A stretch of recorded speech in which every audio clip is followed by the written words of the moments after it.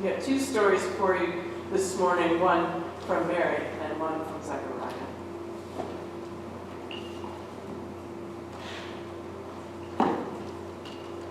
This is a story about a woman called Mary and a man called Joseph. It's also a story about two angels. Angels are God's messengers. And a story about a baby.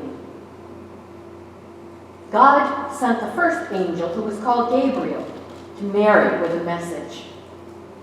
The message was that Mary was going to have a special baby. God sent the second angel to Joseph, Mary's boyfriend, with a longer message.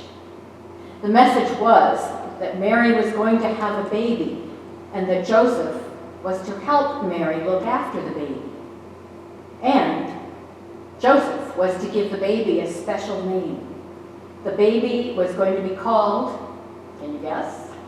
Jesus. Now, Mary could have said, "No, I don't want to have a baby."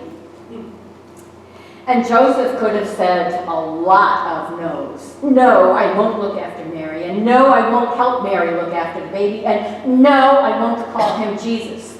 Maybe I'll call him Fred." But Mary didn't say no. She said yes. And Joseph didn't say no. He said yes as well. And the two angels went happily back to God, and Gabriel, who was the oldest and wisest angel, told God, "It's good news, God. Mary and Joseph listened to your messages," and they both said yes. So Mary and Joseph and God and the two angels all waited for the baby to arrive. And when the baby was born, Joseph smiled and said to Mary, "You know, Mary, he's beautiful. I'd still rather call him Fred, but I guess God knows best. We'll call him Jesus."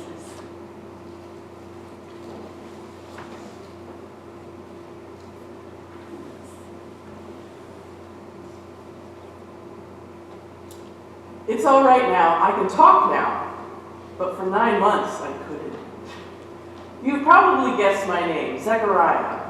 You remember? I'm the priest. And I met an angel when I was on duty in the temple in Jerusalem. And the angel told me that my wife was going to have a baby. And I didn't believe him. Then the angel told me that because I didn't believe God's message, I'd be dumb until my baby was born and named. And that's what happened.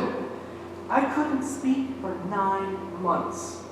And when we named our baby John, I could speak again. Our story's strange, isn't it? Me meeting an angel at work, and my wife, who's really too old to have children, having a baby. What do you make of what happened to us? Can you see God at work in it? Does it make any sense to you? I sometimes think back to the days when my wife Elizabeth was pregnant. Days of waiting, hoping. Days when I was really confused and afraid. Elizabeth kept getting rounder and bigger, and me not speaking, the neighbors wondering what the heck was going on. Days and nights and days and nights. And I remember Elizabeth's exhaustion and our baby's birth. It was incredible. Scary and painful and incredible. You know, there's some quite scary bits in the Christmas stories. And I'm not just talking about King Herod. You've probably got your tree up and you've been singing carols and you've opened gifts. But if you get the time, go and read our story again in Luke's Gospel. It's right near the beginning. I've enjoyed talking with you. Elizabeth thinks now I talk too much, but I enjoy talking. I always have. But thanks for listening to the message that God brings, and have a joyful